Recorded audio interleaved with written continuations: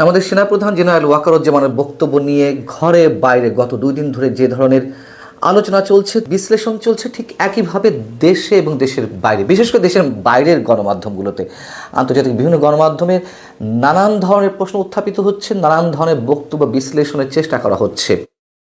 যেমন BBC, Deutsche Welle, ভারতীয় Hindustan Times, the Khaleej Times, yahoo.com, অনেক গণমাধ্যমে নানান ধরনের বিশ্লেষণ উঠে আসছে এবং এই ধরনের নানান ইস্যুকে কেন্দ্র করে যে প্রশ্নগুলো উত্থাপিত হচ্ছে যে রাজনৈতিক দলগুলো কাদা ছোড়াছুড়ি করছে, এটি বলতে সেনাপ্রধান কি বুঝিয়েছেন, কাদেরকে সতর্ক করলেন তিনি, আওয়ামী লীগ নির্বাচনে অংশগ্রহণ করতে পারছে কিনা সেই বিষয়ে কোনো ইঙ্গিত পাওয়া যাচ্ছে কিনা তার বক্তব্যের মধ্যে দিয়ে, এবং পিলখানা হত্যাকাণ্ড নিয়ে তিনি যেসব কথাবার্তা বললেন তার বার্তাটি কি, স্বাধীনতার সার্বভৌমত্ব বিপন্ন হওয়া বলতে তিনি কি বুঝিয়েছেন, এরকম অসংখ্য প্রশ্ন উত্থাপন করে নানান ধরনের বিশ্লেষণ করার চেষ্টা করা হচ্ছে।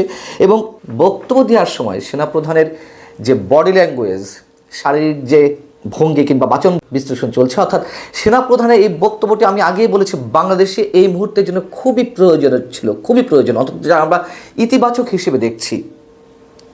এবং সেই জায়গা থেকে তার বডি ল্যাঙ্গুয়েজগুলো অনেকে বোঝার চেষ্টা করছেন তিনি আসলে কোন দিকে যাচ্ছেন, এমনকি সেনা অভ্যুত্থান ঘটতে যাচ্ছে কিনা। তিনি যদিও মুখে বলেছেন যে ওই ধরনের বা অন্য কোনো ইচ্ছা তার নেই, তারপরেও অনেকে প্রশ্ন তুলছেন যে তিনি কি সেনা অভ্যুত্থানের দিকে যাচ্ছেন। আন্তর্জাতিক গণমাধ্যমগুলো কে কী বলেছে সে বিষয়ে কিছুটা ধারণা দেওয়ার চেষ্টা করব, তবে সে বিষয়ে যাওয়ার আগে অন্তর্বর্তী সরকারের উপদেষ্টারা বা উপদেষ্টাদের ঘুম যে অনেকের হারাম হয়ে গেছে সেই ইঙ্গিতও আমি দিয়ে রাখছি। এবং যেহেতু বিষয়টি সেন্সিটিভ, আমি স্পষ্ট করে কারণ নাম উল্লেখ করছি না, কে কি বলেছে সে কথাও বলছি না, শুধু বলছি অনেকের ঘুম হারাম হয়ে গেছে। অনেকে বলতে চাইছেন যে তার এই বক্তব্যের মধ্য দিয়ে আওয়ামী লীগকে পুনঃপ্রতিষ্ঠার একটা বিশেষ ইঙ্গিত আছে কিনা। আমি শুধু এটুকু বলে রাখলাম, আপনারা উপদেষ্টা তো খুব বেশি নেই অন্তর্বর্তী সরকারে, 22 জন 23 জন, প্রত্যেকের ফেসবুকে একটু যেয়ে দেখতে পারেন গত পরশু রাত থেকে গতকালকে পর্যন্ত কে কে স্ট্যাটাস দিয়েছে। এই শব্দটি উচ্চারণ করতে পারি না, একেবারে ইনফর্মাল একটি শব্দ যার মধ্য দিয়ে স্পষ্টত ইঙ্গিত পাওয়া যায় যে কার কি অবস্থায় এই মুহূর্তে, অথবা কে কি ভাবছেন, কোন অবস্থায় রয়েছেন।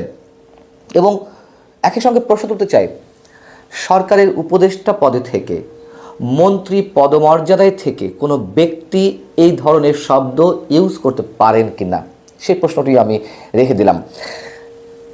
এখন বিবিসি তাদের প্রতিবেদনে বলছে যে 5 আগস্ট শেখ হাসিনার শাসনের পতনের দিনে রাজনৈতিক দলগুলোকে ডেকে সেনাপ্রধান যে বৈঠক করলেন, সেদিন তার যে বডি ল্যাঙ্গুয়েজ সেটি নিয়ে অনেককে ভাবিয়েছে।